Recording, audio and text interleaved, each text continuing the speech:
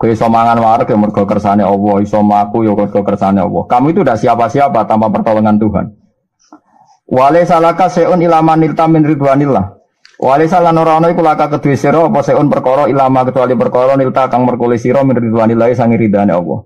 Kamu itu udah akan mendapatkan sesuatu kecuali ya nak diridani Allah itu lagi mendapat sesuatu. Nah ora ya ora ana gunane kabeh. Kowe ning donya sugih pejabat presiden, nak nyatane bun rokok ora ana gunane kabeh. Keren ya nek entuk ridane Allah.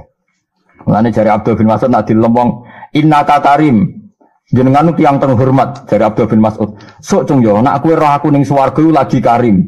Nak ning donya ora ana gunane mbok arani terhormat, kok nyatane ning neraka wis ra sida terhormat. Dadi engko ya kowe ngundang aku karim nek ketemu aku ning apa? Swarga. Lah nggih to, misale ning donya disebut wabil khusus saibul fadilah, entek ngamek. Kalau tenggo-tenggo syafaate sampai karim mukarram wis macam-macam. Pidato iso anggere mubalagh wis paling mulih wabil khusus. Wabil khusus saibul fadilah ya. Muas. Engkang tenggo-tenggo napa? Nasihate. Nak syafaat gak level-e, syafaat gak Nabi tok. Mulane kula niku kula rapati seneng pidato MC lho, nak ngelem cek nganti ngono iku lha opo ngono. Iku malaikat bingung kabeh. Piye bahasa kok nganti ngono iku. Wah, Saibul Fadilah bil khusus apa ya, Mas? Sampai tanggane iku bingung. Kono cerita kiai niku misale jenenge Mustafa kan, wae Rais Mustafa. Barang ini santri ini nak menyebut itu al-alim al-alamah Kiai Haji Mustafa. Jadi tanggane rohku cilike jenenge Mustafa tok. Tapi nak jari santri ini kok ditambahi alim alamah. Jadi dianggap itu ngeleh jeneng. Kena wong awam serepot. Jadi wong alim ditanggo awam. Selama saya santri ini pidato kan nyebutnya kan wabil khusus al-alim al-alamah Kiai Haji. Jadi tonggo-tonggo ini kan nganggo nak pidato khutbah kan latihan khutbah nganggo speaker dari tangga. Gus, rohku cilike jenenge ra ngono iku, mok sing guri tok mesti Mustafa tok. Tapi mek santai-santai kok dileh dadi ngono. Kacau. Kasus tok wong awam wis. Wa annaka nittaqaitahu fi haqqi wa qaqa syarra man duna. Wa anna kalan sak temne sira ini takoi tahu lamun takwa sira ing Allah fi haqqi dalam haqqi Allah wa ko kamu ko jaga sapa wa ka ing sira syarroman ing elek-eleke wong dunahu kang salehane apa. Lah niki sing penting kula kepengin ngaji bejenengan sing kata-kata niki nggih. Sampeyan kudu syukur nggih, kudu syukur ngaji niku kudu syukur. Dawe ulama-ulama riyen wala yasluhu abdun illa aslahahu bi salahihi siwa. Wala yasluhu lan ora apik sapa abdun kawula. Ora ana critane wong apik illa aslaha kecuali maringi dadi apik sapa Allah bisolahihi kelawan keapiane wong siwahu ing saliyane wong iku. Ora ana kamuse wong apik ora iso ngapikno wong liya. Nggih ora ana kamuse wong apik ora iso ngapikno wong liya. Dados misale ana wong alim duwe ilmu baru kae diulangno yang ndak tahu menjadi tahu. Taruh saja misalnya paling gampang ngeten nggih. Ya apik itu kelas-kelasan. Misalnya mukmin. Sama nuju jadi khawarid. Ora tak aku murid dunia akhirat nak dadi khawarij. Apik kelas-kelasan. Apik pertama adalah mukmin. Wes ora saleh lah, pokoknya mukmin. Ya kula baleni malih ya. Pokoknya mukmin ora saleh lah wis, sijek koruptor lah wis, tukang maling lah, tukang gentul lah. Pokoknya mukmin wis gawa apik. Setidaknya karena bapaknya mukmin itu menjadi kejanggalan bersama kalau nanti anaknya jadi Kristen. Karena bapaknya mukmin senajan tukang copet, misalnya ibuke senajan tukang copet ya mukminah. Paling tidak ada kejanggalan bersama di keluarga situ kalau anaknya jadi Kristen. Sehingga barokahnya mukmin setidaknya tarif dasar anaknya itu ya mukmin dulu, meskipun orang mukmin kelas nopo idi, tidak kelas premium lah. Paham ya? Itu juga soleh, tapi solehnya baru tingkat dasar. Paham ya? Lah apalagi yang soleh nganti jadi ulama, jadi wong lomo. Orang kamu sih misalnya wong sugih lomo, baru kamu sugih lomo yo manfaati wong akeh. Kok bapake untuk rezeki ngurmat anake macam-macam. Oke, misalnya sampean sugih mempekerjakan orang banyak. Untuk gaji kabeh. Kok bapak sing marat-marat iki nggo dhuwit tok omah nafkahi bojone, anake jajan tok TK, bakul-bakul payu kabeh. Lan elek-eleke barang itu medit. Medit itu termasuk iddikhar. Dalam fatwa ulama di antaranya medit napa? Iddikhar. Orang punya uang enggak sering ditransaksikan itu dalam agama dikritik. Meskipun dia sudah zakat. Karena tidak ada transaksi. Coba sekarang Indonesia kroso. Sekarang kebijakan negara sekarang itu kan hemat. Baru kayak hemat gak ada transaksi, malah lesu dunia. Paham ya? Itu termasuk yang dikritik agama, iddikhar itu dikritik. Loh gitu, misalnya kayak cah TK itu jumlahnya 50. 50 itu kalau satu hari semua jajan 2.000, berarti ada transaksi 100.000.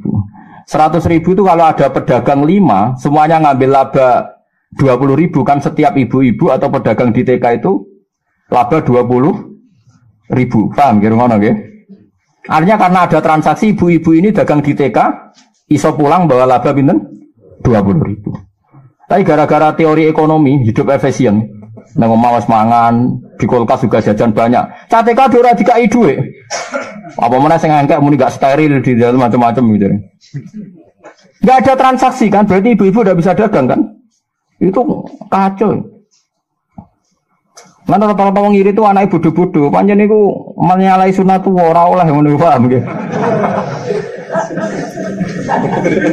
Lah nyimpen ora oleh kemudian ra disuwe malah ora oleh. Mergo malah ora transaksi. Kok terus melete sing melarat-melarat nyimpen ora oleh, tapi kelebihane wong nyimpen setiap saat iso ngluarno. Lah nek omah malah iso ngluarno blas. Makanya yang dikritik agama termasuk tidak sekedar medit tapi nopo iddikhar atau ikhtikar. Dulu zaman dulu, ini kalau nggak percaya tanya Gemis bah. Kalau dulu zaman ulama dulu yang diharapkan hanya feel good Gemis, yang makanan pokok. Tapi sekarang di ekonomi modern orang sadar semua ada harus apa? Good. Meskipun uang kalau disimpan juga ada. Baik. Nah, yang boleh itu hanya disimpan sebagai qutul hayat. Misalnya saya sebagai pengusaha, saya punya backupan uang harus 1 miliar. Nggak apa-apa, asal saya juga mentransaksikan 1 miliar. Jadi misalnya kamu nyimpan uang 1 miliar boleh, tapi kalau bisnis Anda juga mentransaksikan 1 miliar. Misalnya kok Mustafa ini iso, semenan piro Mus? 1 juta, berarti kowe kudu nang seksekno 1 juta supaya tetap jalan. Sekali orang itu melakukan penyimpanan itu bahaya. Makanya ketika sekarang kayak BI, kayak APBD, APBN, sekarang kan disuruh gelontorkan belanja negara supaya ada transaksi. Kalau nggak ada transaksi ekonomi macet. Itu wis kuno. Dulu agama memfatwakan uang itu nggak boleh disimpan banyak-banyak karena nanti nggak ada apa? Nggak ada transaksi. Kalau ya itu tadi contoh gampang, wis ora usah mikir negara keduren. Mikir kayak TK tadi. Kalau anak TK yang tadi berapa saya nyontohnya berapa? 100 ya? 50 ya? 50 nak belanja 2.000 saja itu ada transaksi 100. Dan itu bagi mak-mak yang di situ sudah untung. Karena ada laba misalnya 20.000. Bayangkan misalnya anak Mustafa mbuling sedina jajane entek 50.000, wah malah oke karena boe sing bengok-bengok, Pak.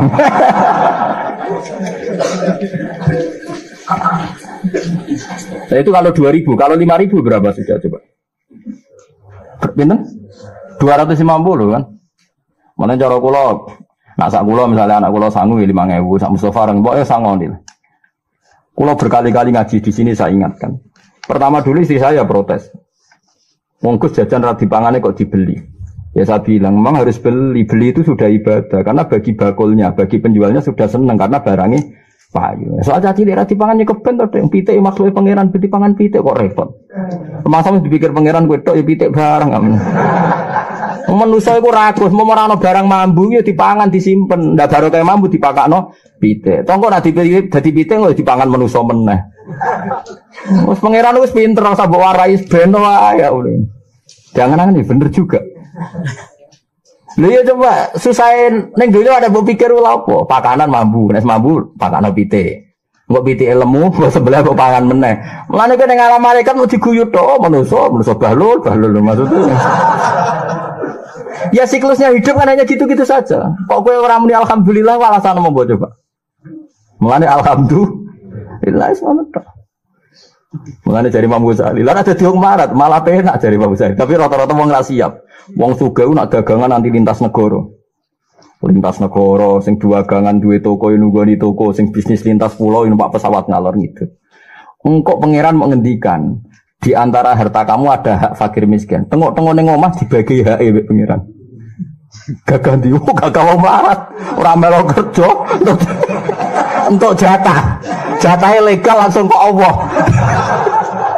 Di antara harta kamu ada hak loh bagi fakir. Lah cuma kelirune ning Indonesia, tanggam sing sugih ora menisan. Dadi 2,5% mau sithik. Coba kowe misalnya tangganan wong sing 2,5% sangka 1 triliun. Wah, iku zakat pisan kena nggo modal. Di tonggo sugih lamat-lamat iki zakat fitrah. Mulane dongakno sugih kelas nasional kok zakate ora akeh. Lha iya hitung ya. Zakat kan 2,5%. Berarti nak 1 juta kan 20.000. Nggih. Padahal sak nisab pun namung 20 juta. Mun nanti kalau itu nganggep sak nisab ku 20 juta. Berarti berapa ya? 20 ping 25 kali pinten? Ini nanti kalau hitung sekitar 600 pinten? 625. Paham Mas yo? Sak nisab iku mau pinten? Nggih, berarti kan pokoke nisab tijarah ku nak dirupiahno saiki sekitar 25 juta. Mun nanti kalau hitung saniki lho. Duka jeng ben. Ini kan berarti tiap sak nisab zakate piro Mas? 625. Lah anak wonge duwe 100 juta Kiai Misbah. Berarti kan 605 kali 4. Gitu nggih. Kan berarti kalau 100 juta kan 4 nisab. Piro Mas hitung terus? 2,5 juta nggih. Itu bulatno 2,5 juta. Nak sak miliar. 2,5 juta kali 10. 25 juta kan. Umpama Mustafa tangganan Fuadin sugih sak miliar terzakat sak nisab. Sak nisabe sak miliar. Berarti kan sak nisab kali berapa kan? Pokoknya kena zakatnya kan bro? 25 juta dikena Mustafa, dibangkana wong liya kena IP-ne selawi yuto. Lah anak 2 miliar, 50 juta kan? Wah, iku entek salam tempel tahlil ngiro, Bos. Wih, iku Mustafa ra sampe men tahlil 10 tahun cukup. Enggak artinya andaikan sugih kelas menisan itu tidak masalah. Sugih nyakang mari repot, zakatnya mau 20.000. Dan kula ge sering ono zakat tijarah. Wong sugih-sugih rata-rata kena ya mau 50.000. Kata kok sampean sugih zakat 50.000. Gus tak hitung mbek utange pokoke zakat kuwi mau 2,5 juta dibagi wong sak desa pokoke kena wong sitok mau 50.000. Ah sugih ra menisan. Ki aja sowan aku nek urung sugih kelas nasional ngel-ngelo wong. Ngel-ngelo wong ngene akhire kan. Berarti nak sak miliar kan 20 juta. Lah ana saiki misale kados Abu Rizal Bakri tulisane sing resmi donyane 63 triliun iku zakate piro?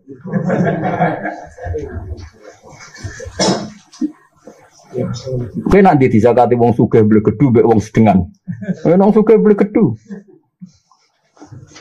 Ndak ini dihitung saja, sebetulnya enggak masalah. Mulane dongakno nak sing seneng zakat tuh dongakno sugih ben dadi akeh. Lah nak sugih ngono-ngono tok repot. Nyakang maksudnya, 50.000 kan entek. Paling gue Mbak Mi semelarat suwir atau Mbak Mi terus 50.000 gue Mbak Mi. Kalau kasusnya BLT, terus warung bakso entek, kuabe warung entek, mereka orang langsung mulai langsung marung.